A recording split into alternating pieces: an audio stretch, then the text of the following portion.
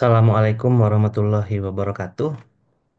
Baik teman-teman, kita masuk ke mata kuliah statistika dan probabilistik. Kali ini kita akan masuk ke pertemuan selanjutnya. Untuk materi sendiri kita masuk ke materi ke-8 gitu ya. Nah, di mana materi ke-8 itu kita akan membahas tentang analisis regresi. Masih ada kaitannya dengan statistik inferensi gitu ya. Ini adalah bentuk analisis lain yang kita bisa lakukan terhadap data. Nah, kali ini yang kita akan bahas tentang standar regresi yang paling dasar gitu ya, yaitu regresi linear. Untuk teman-teman di Informatika Unjani, mungkin regresi linear ini sudah pernah dibahas di mata kuliah metode numerik ya. Nah, jadi kita akan coba lagi mempelajari ya regresi linear tapi lebih ke ranah statistik gitu ya dan untuk analisa gitu ya. Nah, regresi ini biasanya sering kita gunakan untuk melakukan suatu pembuatan pola gitu ya. Jadi ada pola-pola tertentu dalam data di mana pola itu kemudian bisa kita analisa dan analisa itu bisa dijadikan suatu bentuk prediksi gitu ya. Misalnya dalam kasus kita ingin memprediksi harga emas misalnya. Kita punya data histori emas itu selama 10 tahun. Dan kita memiliki data histori dalam 10 tahun itu dibagi menjadi bulan gitu ya. Artinya 10 kali 12 ya, kita punya data 120 data dan kita ingin melihat dan memproyeksikan kira-kira di tahun ke-11 atau di bulan Januari itu ya, di tahun ke-11 itu kira-kira berapa gitu ya harga emas. Nah, kita bisa lakukan seperti itu gitu ya. Nah, dalam definisi formal, ya regresi itu adalah metode statistik yang digunakan untuk memodelkan hubungan antar variabel dependen, yaitu variabel yang tergantung ya. Variabel dependen sendiri memiliki definisi sebagai variabel yang dihasilkan dari nilai variabel lain, ya. Di mana variabel lain itu kita sebut sebagai variabel independen, gitu ya, yaitu variabel bebas. Misalnya berapa yang menentukan harga emas di tahun 2024 misalnya. Siapa gitu ya. Variabel apa yang menentukan harga emas di tahun tersebut misalnya. Nah, itu kita bisa sebut sebagai variabel independen gitu ya. Di mana nanti variabel dependennya itu adalah harga emas misalnya. Nah, berarti variabel independennya adalah tahun dan variabel dependennya itu adalah harga emas. Ya tahu dalam contoh grafik yang di samping gitu ya. Nah, di sini dari contoh buku yang kita gunakan, jadi apa yang menentukan gaji seseorang misalnya. Nah, yaitu adalah faktor pendidikan misalnya, lalu jumlah jam kerja per minggu dan usia. Nah, yang di sebelah kiri ini adalah variabel yang disebut sebagai variabel bebas atau independen, di mana nilai ini tidak tergantung dari nilai variabel lain. Dia itu adalah variabel independen. Nah, sedangkan gaji seseorang itu karena dia besarannya ditentukan dari pendidikan tinggi gitu ya, dari jumlah jam kerja, dari usia, maka dia disebut sebagai variabel dependen atau variabel yang nilainya akan bergantung pada nilai variabel lain gitu ya. Nah, dalam statistik istilah variabel dan dependent dan independen ini bisa kita maknai dengan baik ya. Jadi ada variabel yang dinyatakan sebagai variabel awal gitu ya, dan ada yang dinyatakan sebagai variabel akhir, di mana yang akhir itu diambil dari pengaruh ya variabel awal ini. Nah, kalau yang ini kan berarti ada tiga independen dan satu dependen. Boleh juga misalnya satu independen, satu dependen gitu ya. Dan bisa juga dalam statistik itu ada banyak independen, dan dependennya juga banyak, gitu ya. Nah, analisis regresi ini sebenarnya sebagian bagian daripada statistika inferensi ya. Jadi kita akan membuat suatu inference dalam bentuk prediksi tapi gitu ya, inferensinya dalam bentuk prediksi ya. Suatu nilai berdasarkan satu atau lebih dari variabel lain. Ya, misalnya saya punya data gitu ya. Ada 10 data nih yang mewakili dari objek-objek variabel ini. Ya, ada mahasiswa, ada karyawan pertama, sarjana gitu ya. Jumlah jam kerjanya 10, per minggu 40 jam, usianya 20, misalnya gajinya 5 juta. Karyawan kedua, dia S2 misalnya, jumlah jam kerja per minggunya 50 juta, usianya 45, gajinya 10 juta. Lalu karyawan ketiga, keempat, kelima, dan 10 gitu ya. Dan kita itu bisa menerjemahkan data tersebut dalam bentuk tabel misalnya. Nah, dengan menggunakan variabel dependent gitu ya, ya variabel independen maksud saya, kita bisa menentukan kira-kira gajinya berapa. Nah, gitu ya. Kita bisa menentukan variabel dependennya. Misalnya saya ingin merekrut orang baru ya untuk karyawan tadi. Tadi kan karyawan saya ada 10 ya dengan memiliki tabel yang mewakili objek-objek ini. Nah, karyawan sebelah saya ternyata lulusan S1 gitu ya. Kemudian dia akan dibebankan jam kerja 50 jam dan usianya masih 20. Kira-kira berapa gaji yang bisa saya berikan? Nah, gitu ya. Nah, karyawan yang ke-11 ini nanti cara mencari berapa gajinya atau berapa nilai variabel dependennya akan melihat data histori yang 10 karyawan tadi. Berdasarkan data independennya dan data dependen mereka masing-masing tentunya, gitu ya. Jadi kita akan menentukan gaji, gitu ya. Nah, gitu ya. Atau saya bikin ilustrasi seperti ini. Nah, gitu ya. Ini misal Desember nggak ada nih misalnya. Desember tuh hanya diketahui ini aja. Nah, berapa ini? Nah, gitu ya. Misalnya, ini penjualan di tempat saya gitu ya. Saya menjual baju, pakaian, dan jaket misalnya ya. Nah, bulan Januari pakaian yang terjual 40, jaket 20. Februari jumlah pakaian yang terjual 190, 150, jumlah jaket, dan seterusnya. Nah, kira-kira pada bulan Desember, kalau pakaian yang terjual 1380 misalnya ya, berapa jumlah jaket yang terjual? Dan data yang ada pada pakaian ini bisa saya simulasikan. Misalnya saya asumsikan di sini terjualnya 1.400. Nah, gitu ya. Berapa jumlah jaket yang nanti akan laku kira-kira gitu ya. Nah, ini kita sebut tadi ya, jumlah pakaian ini karena dia nanti akan menjadi penyebab ya ketergantungan dari jumlah jaket, maka jumlah pakaian ini kita sebut sebagai variabel independen dan jumlah jaket akan kita sebut sebagai variabel dependen ya. Karena berapa jumlah terjualnya jaket ini akan tergantung dari jumlah pakaian. Nah, ya.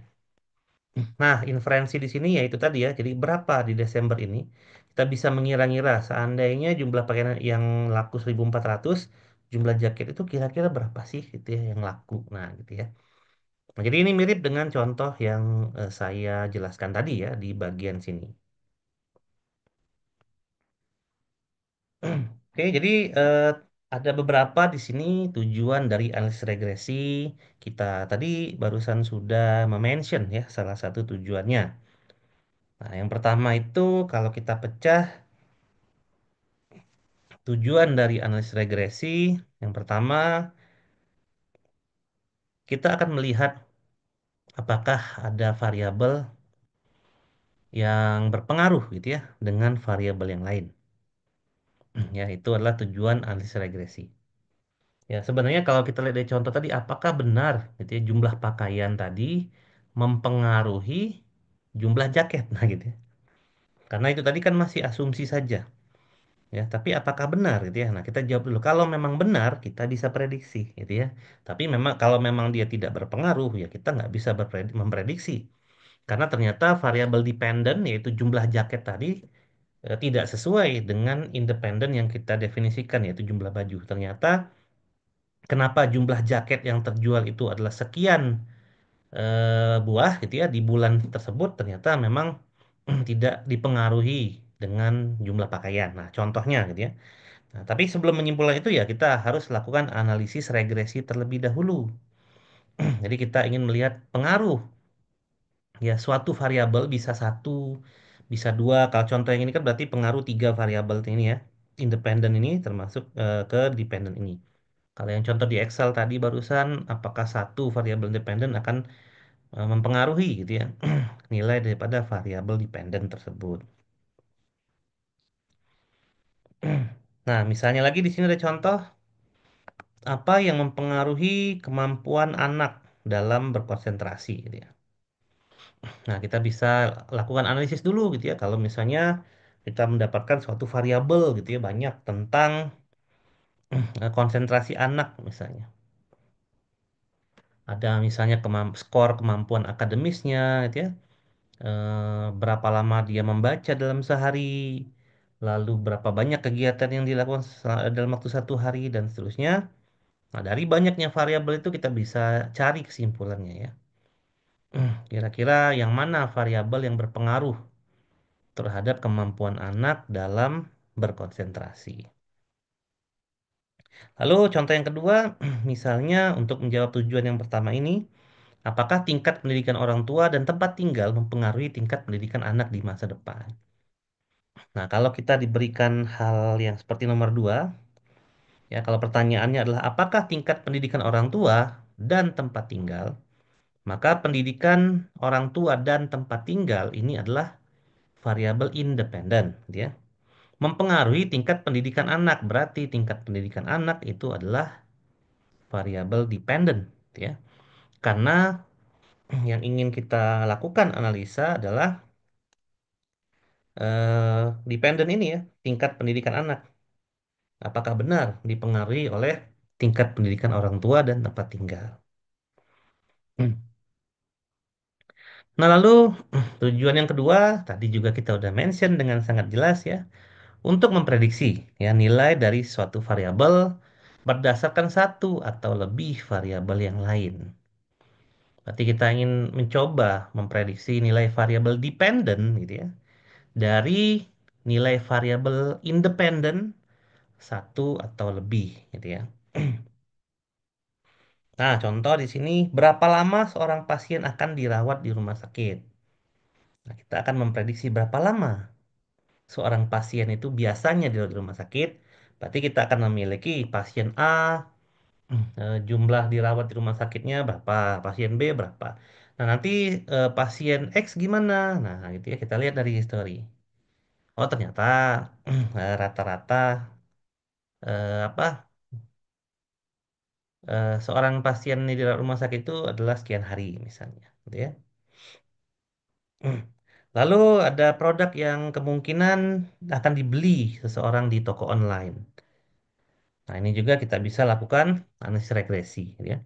Misalnya jika seseorang membeli headphone dan smartphone, maka dia akan membeli TV, misalnya gitu ya. Nah, nanti kita akan punya banyak sekali data konsumen itu, dan kita akan bisa melakukan prediksi nantinya. Jika seseorang membeli ini dan membeli itu, maka dia kira-kira akan membeli apa? Nah, gitu ya. Berarti ini dan itu dalam suatu keranjang belanja, kita sebutnya market basket, itu adalah variabel independen dan ketika dia akan membeli ini dan itu, dia akan membeli apa? Nah, apa itu kita sebut sebagai variabel dependen. Nah, di sini ada beberapa jenis ya untuk analisis regresi. Jadi di sini kita akan mempelajari regresi linear sederhana dulu dan sedikit regresi linear berganda gitu ya. Dan mungkin di minggu depan kita akan lanjutkan untuk regresi logistik ya.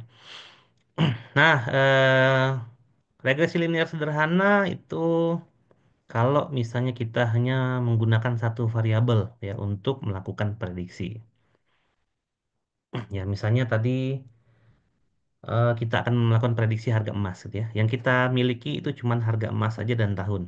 Nah, itu sederhana. Nah, lalu ada berganda jika menggunakan lebih dari satu variabel. Contohnya yang mana? Yang di atas tadi. Yang ini nih ya. Apa yang mempengaruhi apa yang namanya gaji seseorang yaitu tingkat pendidikan, jam kerja dan usia. Nah, ini masuk ke dalam analisis regresi berganda. Nah, linier dan sederhana dan berganda ini menggunakan numerik ya. Sedangkan regresi logistik itu nanti skalanya nominal, gitu ya. Nah, untuk lebih detailnya bisa teman-teman lihat ya pada tabel di bawah ini.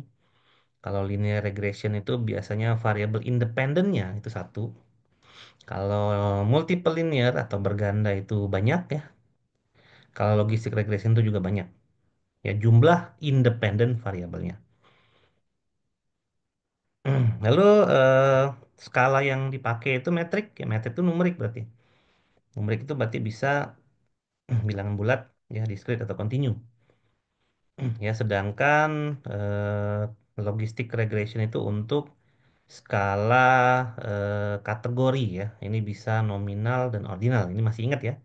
Nominal itu berarti bisa dibedakan, tidak bisa dibandingkan. Misalnya jenis kelamin ya, hanya bisa dibedakan saja. Tapi kalau ordinal berarti bisa dibandingkan ya. Ada kecil, sedang, besar, dan seterusnya. Nah, itu untuk yang dependennya ya. Tapi untuk yang independen variabelnya itu bebas. Semuanya bebas itu ya. Ya, misalnya kalau di simple linear ini untuk dependennya pasti metrik biasanya numerik. Tapi kalau independennya bisa bebas gitu ya. Jadi untuk yang independen ya ini ingat ya, yang independen itu bebas semuanya ya. Tapi kalau yang dependen, nah itu ya. Kalau logistic regression tuh dependennya harus kategori gitu ya. Jadi bukan numerik ya. Kalau tadi berapa yang di atas tadi contohnya ya, itu kan numerik-numerik ya. Numerik-numerik berarti dia masuk ke metrik-metrik ya. Kemudian karena independennya multiple, maka masuknya ke multiple regression gitu ya. Ingat ya untuk membedakan mana variabel independen dan dependen gitu ya. Ya, saya juga sering tertukar gitu ya, kadang-kadang ya. Tapi kita harus lihat terjemahannya lah ya. Dependent tuh berarti dia bergantung gitu ya. Independent berarti dia tidak tergantung. Ya caranya gitu ya. Kalau untuk mengingat kalau dependent itu berarti nilainya dia itu harus bergantung pada variabel lain gitu ya. Nah, variabel lain itu yang kita sebut sebagai yang independen, yang nilainya itu tidak tergantung dari apapun. Nah, ini contoh misalnya. Nah, tadi kan dicontohkan untuk multiple linear regression ya, contoh yang di atas tadi. Nah, ini contoh yang simple linear regression, misalnya cuma satu ya independennya, dependennya satu gitu ya. Tapi ada juga yang beberapa ya. Tapi sebutannya itu saya lupa multivariate kalau tidak salah. Tapi itu masuknya ke statistik lanjut. Kalau statistik dasar yang kita kenal ya cuma tiga ini doang gitu ya. Nah, kalau regresi apa logistic regression ini misalnya mempengaruhi resiko burnout ya. Apakah jumlah jam kerja, ya, pendidikan dan usia itu mempengaruhi mereka itu akan burnout atau tidak. Misalnya kalau dia S1 jam kerja 50 jam per minggu, usia 43 tahun, maka dia akan burnout misalnya atau tidak gitu. Jadi jawabannya burnout atau tidak. Atau jawabannya dia akan bahagia atau tidak gitu ya. Jadi bahagia dan tidak iya atau tidak bahagia dan tidak bahagia itu kan adalah skala kategori ya atau skala nominal. Baik, kita masuk ke yang paling sederhana dulu ya, regresi linear. Ya, kita masuk yang ini dulu ya, simple dan multiple ya, atau yang berganda.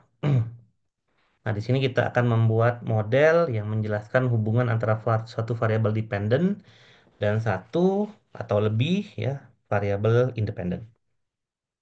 Ya kalau satu berarti simple, kalau lebih berarti multiple. Nah, bagaimana cara kita menganalisa? Yang pertama itu ada istilah yang disebut sebagai kekuatan hubungan. Karena dia adalah regresi linier, maka kekuatan hubungannya itu adalah linier. Linier yang dimaksud itu adalah kekuatan hubungannya itu adalah menyerupai garis lurus gitu ya. Nah, kalau teman-teman belajar di metode numerik, teman-teman kan belajar ada kondisi non linier gitu ya. Kalau non linear berarti kondisi kekuatan hubungannya itu berarti tidak menyerupai garis lurus. Berarti dia bisa bergelombang, bisa agak sedikit belok dan lain-lain.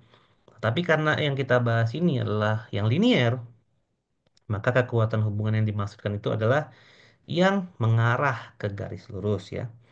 Nah, bagaimana sih secara visualisasi agar kita bisa membayangkan ya, apa sih yang dimaksud dengan kekuatan hubungan yang menyerupai garis lurus? Nah, kita kita bisa lihat gitu ya dari gambar yang disajikan dalam slide ini, kita bisa gambar dalam bentuk scatter plot gitu ya. Nah, bisa kita lihat ada tiga grafik ya di sini ya.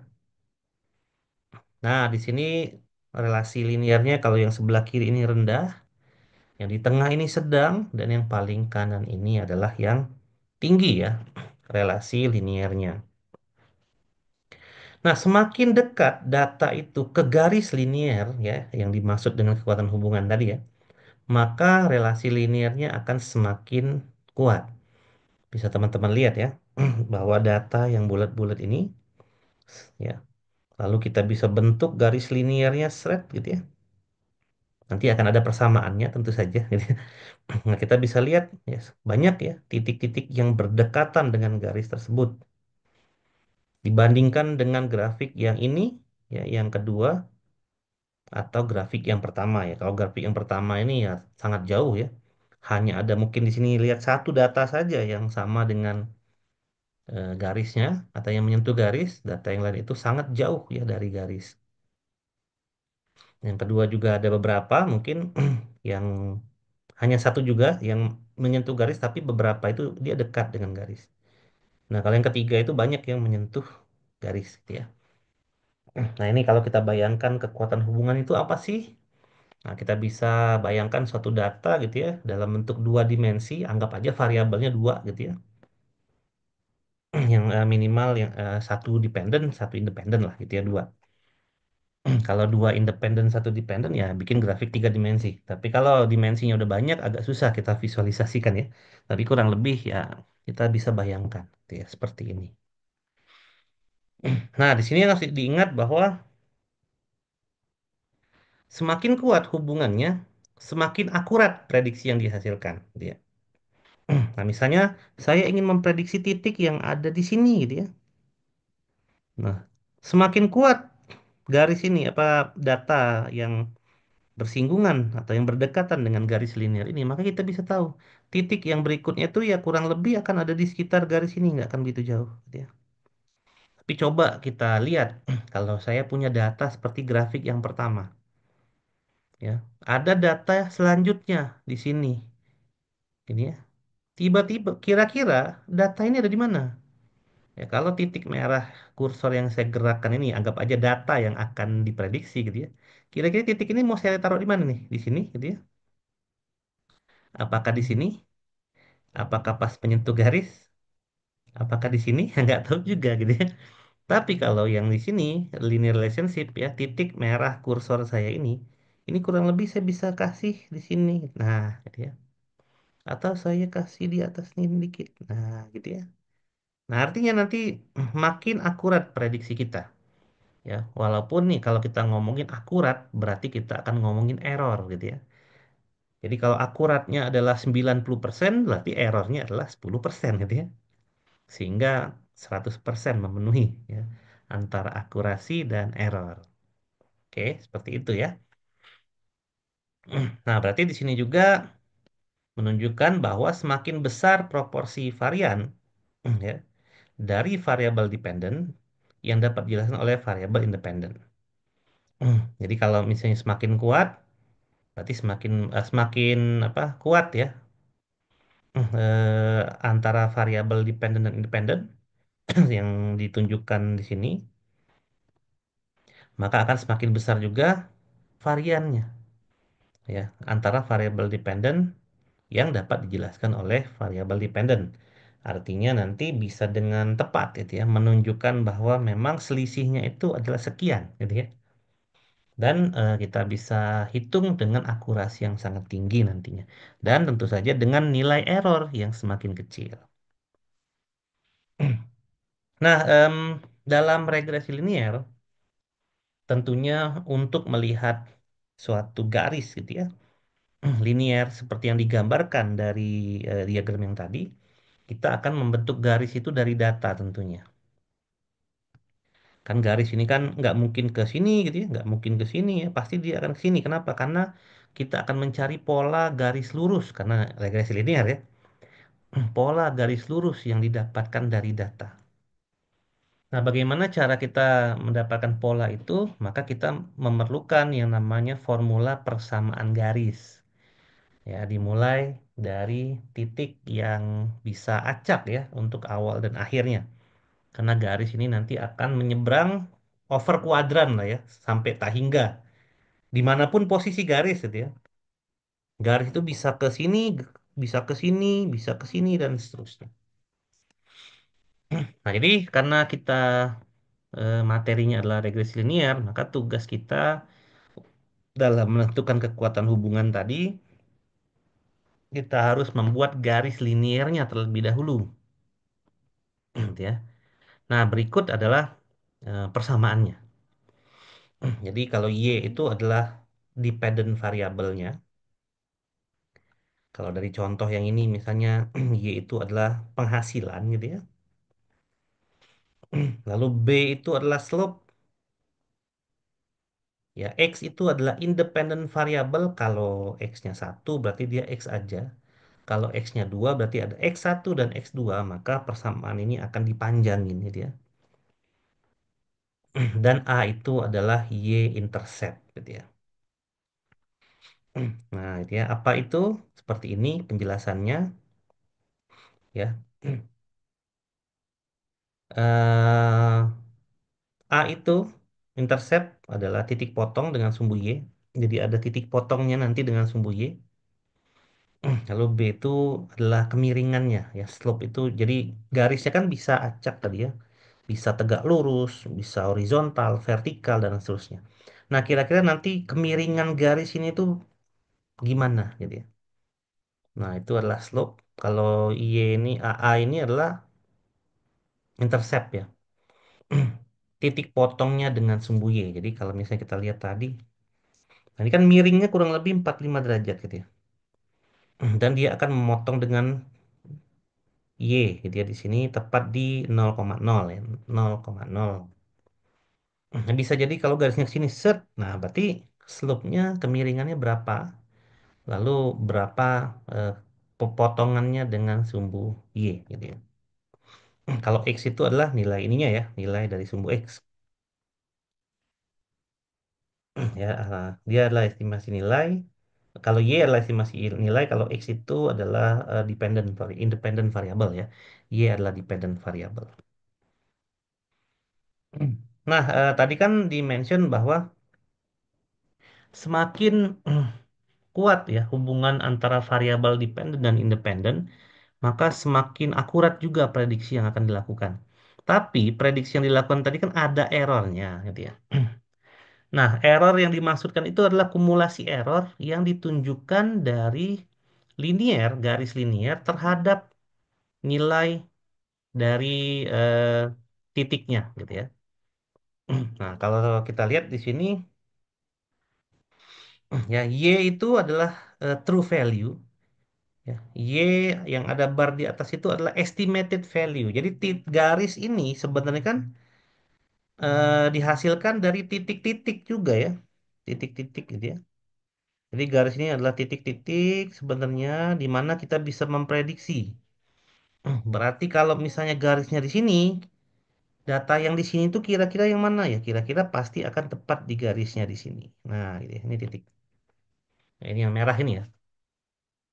Jadi kalau saya punya data histori seperti ini, lalu saya punya garis linear yang seperti ini, untuk data selanjutnya kira-kira di mana? Kira-kira pasti kira-kiranya akan ada di titik garis ini.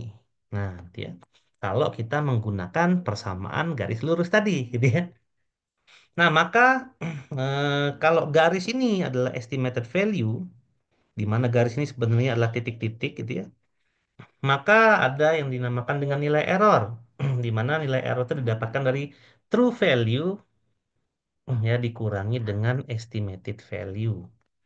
Ya, jadi garis ini kalau dalam istilah statistik itu dinamakan sebagai tren. Nah, gitu ya. Tapi trennya linear gitu ya. Nah, misalnya di sini ada titik yang ini nih, gitu ya. Ini adalah true value atau nilai sebenarnya yang ada di data, di dalam data. Lalu garis yang ini, misalnya ada titik merah di sini, nih ya, ini titik merah dari kursor saya. Nah, titik merah itu disebut sebagai estimated value. Hmm. Maka nilai error itu adalah berapa jarak antara true value dengan estimated value. Nah, karena yang dirujuk adalah nilai Y, kalau di sini contohnya Y itu adalah berat badan, ya weight. Misalnya nilai weight yang aslinya faktanya adalah 80 kilo. Tapi nilai weight yang didapatkan dari persamaan apa linear tadi dengan nilai X yang sama, ini kan nilai X-nya sama di sini, nilai height itu berarti tingginya. Berarti kalau misalnya di sini tingginya 150 di sini ya, maka di sini beratnya 80 misalnya gitu ya. Nah, dengan kita membuat suatu tren untuk untuk tinggi yang sama ya 150, kita mendapatkan nilai estimatednya itu adalah di sini titik. Nah, di titik di kursor ini. Misalnya tinggi aslinya tadi 80, sedangkan estimated value-nya itu adalah 55 misalnya. Nah, berapa nilai errornya? Berarti 80 dikurang 55 gitu ya. Yaitu sekitar 25 cm. Kilogram ya kalau ini weight ya karena itu Y. Nah, sehingga kita bisa tampilkan nilai errornya atau simbolnya epsilon di sini tadi ini alfa ya ini beta dan semua ini nanti kita akan ukur dia berapa nilai errornya dan kita bisa bikin nilai rata-rata errornya. Tapi error akan makin kecil jika nah ini dia gambar yang ini kita bisa lihat ya selisih dia dengan garis ini jauh ya dibandingkan dengan ini pasti nilai errornya besar gitu ya. Jadi persamaan linear yang kita dapatkan dengan apa rumus tadi itu di sini garisnya. Sedangkan setiap garis ini dengan titik yang ada di atasnya dengan nilai X yang sama itu nilai errornya tinggi gitu ya. Nah, yang ini makin kecil. Oke, itu adalah regresi linear yang satu dependen dan satu independen ya, dua dimensi. Nah, kalau multiple regression gimana? Ya, kita tinggal panjangin aja sih garisnya gitu ya. Tergantung nanti jumlah variabelnya kita akan gunakan apa? Kita gunakan berapa variabel dependen dan biasanya beberapa variabel independen dan misalnya satu atau misalnya satu ya satu variabel dependen. Kalau beberapa variabel independen itu biasanya multivariat ya nanti itu di statistika lanjut. Nah, jadi kalau simple linear regression tadi kan X ini sebagai dependent ya, independen, Y sebagai dependent. Nah, karena kita akan membuat garis, berarti X yang digunakan ini adalah X dari data, lalu ada Y bar, bar yang di atas ini adalah nilai estimasi gitu ya. Sehingga nanti kita bisa lakukan prediksi untuk data selanjutnya. Jadi kita membuat tren dari data dulu dalam bentuk garis, nanti prediksi ke depannya kita lihat dari tren itu. Tapi yang namanya prediksi itu belum tentu benar ya. Tapi dari tren kita bisa hitung errornya. Jadi kalau misalnya error dari tren itu hanyalah 0,5, berarti prediksi yang kita lakukan itu nanti akan kurang lebih memiliki error 0,5 juga. Nah, gitu ya kesimpulannya. Nah, kalau multiple linear atau regresi berganda ya, kita tinggal panjangin aja sih persamaannya gitu ya. Berarti kita akan melihat berbagai macam variabel independen. Nah, di sini variabel independennya adalah X1, X2, X3, dan seterusnya. Berarti nilai Y bar itu atau nilai estimasi yang nanti kita akan bikin garis gitu ya. Itu akan tergantung dari nilai B1. B itu nanti definisinya sama ya. Kemiringan garis lurusnya juga ya. Kemiringan garis lurus terhadap independen satu, independen dua, kemiringan garis dua, independen dua dikali ya, dan seterusnya. Baru di ujungnya ditambah A gitu ya. Ditambah kalau A itu tadi apa? Intercept ya terhadap sumbu Y gitu ya. Terhadap bukan terhadap sumbu Y sih sebenarnya terhadap nilai fakta ya. Y intercept itu bukan sumbu Y.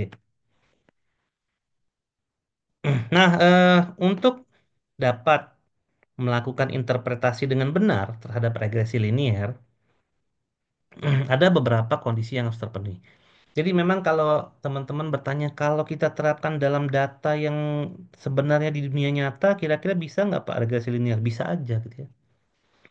Namun dengan kompleksnya sistem zaman sekarang ya, misalnya sistem perekonomian, sistem saham, dan seterusnya, maka agak sulit kita melakukan analisa dengan regresi linear karena pasti segala sesuatu yang di dunia ini dengan tingkat kompleksitas yang sekarang ini ya tidak linear ya.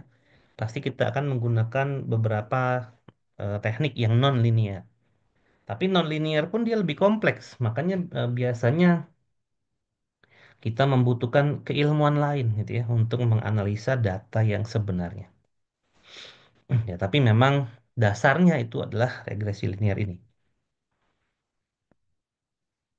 Nah, apa saja syarat yang harus dipenuhi agar interpretasi regresi linear kita ini bisa diterima gitu ya. Yang pertama itu adalah linearity. Ya, tadi ya sama seperti kita membuat garis ya harus ada hubungan linearnya antara variabel dependent dan independent. Kalau tidak ada hubungan linear berarti kita pakai non linear ya. Jadi salah kalau kita menggunakan persamaan garis lurus. Jadi kita gunakan persamaan non linear. Lalu ada istilah yang di sini yang dinamakan homoscedasticity gitu ya. Skedasticity. Jadi ini adalah nilai residu tadi, nilai residu. Nah, ini ya, nilai error di mana nilai error itu harus memiliki variansi yang konstan. Jadi varian itu jangan jangan ya jadi setiap data itu dia harus konstan. Misalnya ya ada definisi varian tahu ya. Misalnya nilai data pertama dengan errornya itu selisihnya satu. Nilai kedua selisih errornya antara nilai fakta, dependen fakta dengan dependen yang estimasi itu satu juga. Nah, kalau semuanya itu adalah satu berarti kan konstan ya. Tapi misalnya ada satu, satu, ada 10 tiba-tiba. Nah, itu kan berarti ada data yang menyimpang jauh gitu ya dari kondisi linear. Nah, gitu ya. Itu agak sulit diterima analisis datanya. Kemudian normality, kalaupun ada error, dia harus errornya itu terdistribusi normal. Lalu dia tidak boleh ada multi-collinearity, jadi tidak boleh ada korelasi tinggi antara variabel independen. Jadi jangan sampai nanti ternyata ini ya, ternyata usia itu tergantung dari jam kerja misalnya. Nah, ini ternyata ada ini lagi nih ada korelasi juga nih antara independen yang ini gitu ya. Nah, ini nggak boleh gitu ya. Jadi yang namanya variabel independen tuh berarti ya jam kerja itu nggak ada hubungannya dengan usia, nggak ada hubungannya juga dengan pendidikan. Nah, ini independen nih tiga. Dan mereka ini nanti akan mempengaruhi berapa gaji. Nah, ini dependen nih. Jadi yang independen tadi nggak boleh di dalamnya ternyata saling tergantung juga. Misalnya usia menentukan jam kerja, berarti nanti di sini usia ini disebut dengan independen, jam kerja jadi dependen ya. Nanti akan ada dependen yang mempengaruhi dependen lain. Nah, ini nggak boleh nih. Walaupun dalam dunia nyata itu bisa saja terjadi gitu ya. Namun untuk regresi linear karena dia adalah simple regression, maka hal tersebut tidak boleh terjadi. Kalaupun terjadi gimana? Kita menggunakan ilmu yang lain ya. Kita tidak menggunakan regresi linear lagi gitu ya untuk melakukan analisis itu. Dan yang terakhir no autocorrelation. Ya, jadi tidak ada korelasi dari setiap atribut independen eh, terhadap atribut independen di objek yang lain. Nah, contohnya Eh, apakah kondisi keuangan mempengaruhi daya beli misalnya? Ada objek yaitu A. A itu kondisi keuangannya 10 juta misalnya gajinya per bulan. Dia beli TV misalnya. Dia kondisi keuangannya 10 juta per bulan. Kemudian jam kerjanya 10 jam. Ada juga yang B itu kondisi keuangannya di bawah A. Misalnya tadi A 10 juta, yang B itu 1 juta. Tapi nanti si apa jam kerjanya itu adalah 50 jam juga. Nah, jadi ya. Nah, itu kan auto correlation namanya gitu ya. Jadi ya dia maksudnya si objek B tadi nggak sebanding dengan si A tadi gitu ya. Kalau A tadi linear, sedangkan B-nya jadi nggak linear. Ya, harusnya kan yang mempengaruhi berapa jam kerjanya si B itu adalah gajinya B, itu ya, bukan gajinya A. Nah, itu correlation tuh namanya. Susah jelasinnya. Dan untuk mengetahui apakah dia auto correlation atau tidak, ya tetap kita harus lakukan analisis auto correlation namanya. Ya, untuk mengetahui dia apa multicollinearity atau tidak, kita harus lakukan juga uji ini. Ya, untuk mengetahui dia normality atau tidak, kita harus lakukan uji juga. Untuk melakukan mengetahui homo apa nih skedasity juga kita harus uji juga dan linearity juga kita harus uji gitu ya. Nah, ini kalau tadi yang linearity ini set. Kalau ini kan non linear nih. Sebenarnya kan trennya gini ya, polanya belok ke set gitu ya. Kalau kita paksa jadi tarik garis lurus, bisa nggak sih kita paksa? Bisa aja gitu ya. Yang namanya data sama gitu ya. Begitu kita paksa tarik garis lurus pakai rumus regresi linear ya bisa aja. Nanti dia akan bikin kok garisnya gitu.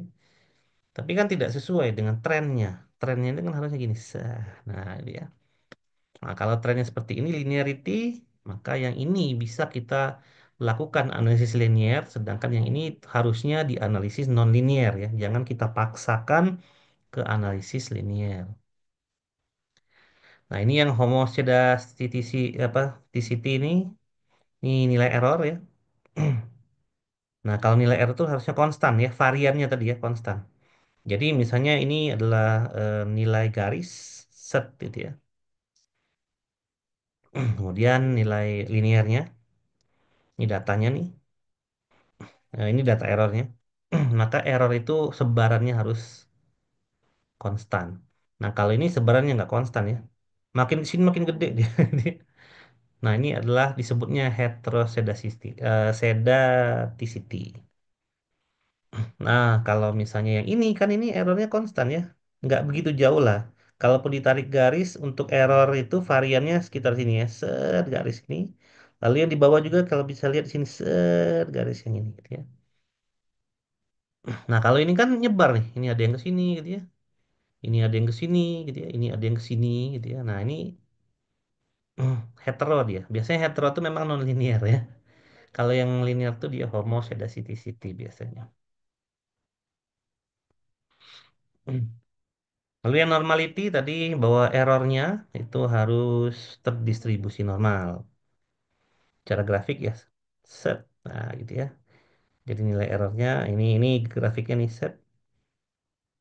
Lalu kita hitung errornya ya untuk dari garis ini tadi ya nilai epsilon tadi ya terhadap masing-masing objek kita distribusikan kurang lebih nanti punya kayak gini gitu ya nilai histogramnya lalu kita buat distribusi normalnya dia akan kurang lebih seperti ini. Nah, untuk mengetahui normality biasanya kita bisa gunakan metode ini ya Kolmogorov Smirnov dan Shapiro-Wilk ini di Excel bisa kalau nggak salah ya. Nah, dari garis itu juga kita bisa tarik kesimpulan p-value, derajat kebebasan dan lain-lain. Nah, ini derajat normalisi apa?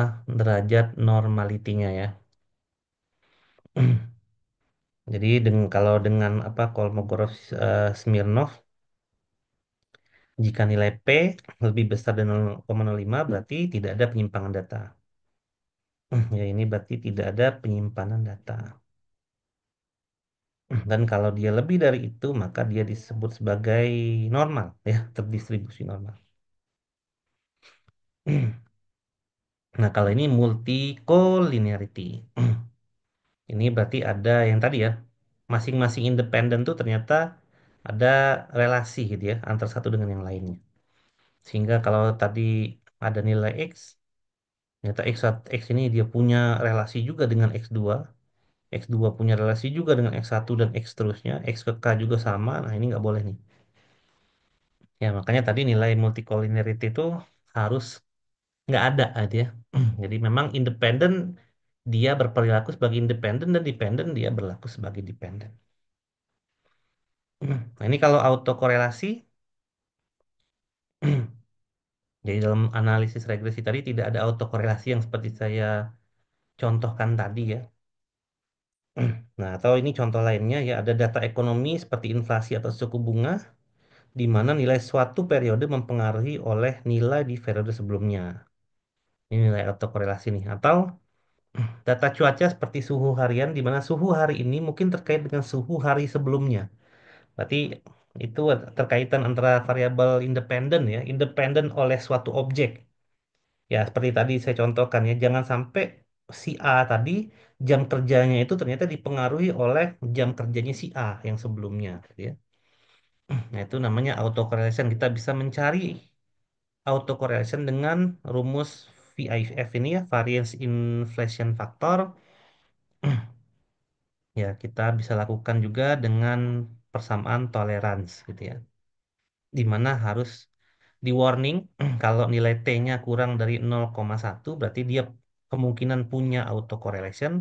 Kalau nilai VIF ini berarti dia kalau lebih dari 10 nilainya berarti dia kemungkinan punya autocorrelation. Gitu ya. Oke, seperti itu ya. Jadi minggu depan silakan bawa laptop lagi lalu kita akan bekerja dengan Microsoft Excel. Nah, untuk regresi itu mungkin seperti ini ya, kita contohkan di Excel. Tadi data yang ini saya pakai. Ini misal aja ya, faktanya adalah 1400 juga gitu ya. Nah, biasanya kita akan lakukan gini. Kita bikin scatter plot ya. Scatter, misalnya ada scatter nggak nih? Ada nih. Nah, ini dia. Jadi jumlah pakaian, ya ini kan kelihatan linear ya, gitu ya. Kita coba buat garisnya, bikin trennya. Nah, trennya lurus gitu ya, linear. Terus kita tampilkan juga equation ya atau persamaan linearnya gitu ya. Nah, jadi ini adalah persamaan linear. Nah, persamaan linear ini adalah yang membentuk titik-titik ini. Nah, di situ tuh ada nilai. Nah, di sini ya. Misalnya ini ya, 1400 ini nilai. Ini. Nah, kalau saya punya nih ya. Nih, misalnya ada data satu lagi deh gitu ya. Kalau nilai, berarti ini jumlah pakaian itu nilai X ya. Jumlah jaket itu adalah nilai Y. Kalau X-nya 1500, misal ya, berapa nilai Y-nya? Nah, kita tinggal masukin aja rumus itu gitu ya. Y-nya berarti 1,1,034 dikali X itu ya. Dalam kurung lu berarti ini.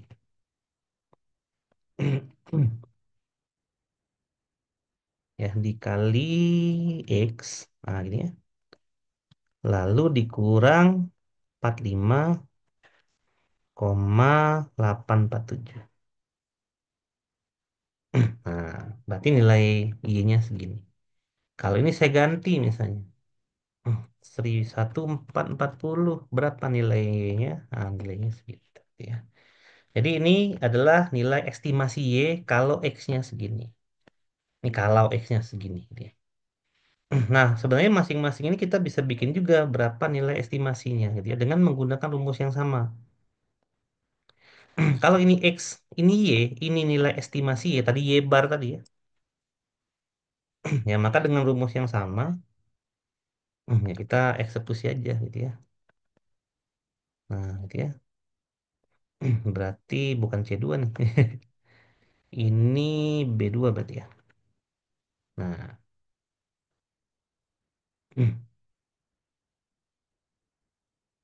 ini Y bar ya. Nah, ini adalah titik yang membentuk garis ini. Itu ya.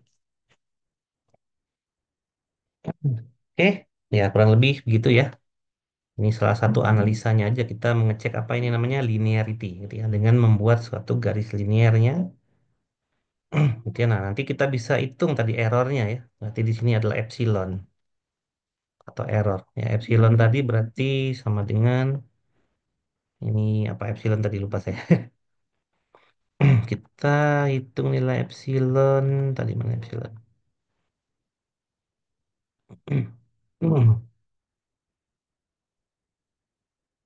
Y dikurang Y bar ya. Berarti ini dikurang. Nah, ini nilai epsilon, nilai errornya. Nah, gitu ya. Nanti nilai error ini kita hitung variannya, gitu ya. Variannya tinggi atau enggak? Kalau nilai variannya ini enggak akan tinggi sih. Ini kan dekat nih nilai errornya dekat ya. Nilai error tuh nilai mutlak ya berarti ya. Kalau yang minus ini berarti mutlak. Berarti minus itu dia di bawah ya, di bawah garis biasanya. Kalau yang plus ini berarti dia berada di atas garis, gitu ya. Oke, seperti itu ya kurang lebih analisa singkatnya dengan Excel. Nah, minggu depan kita akan coba untuk analisa lainnya tentang regresi linear yang simple dan yang berganda. Baik, itu saja dari saya. Terima kasih telah menyaksikan video ini. Assalamualaikum warahmatullahi wabarakatuh.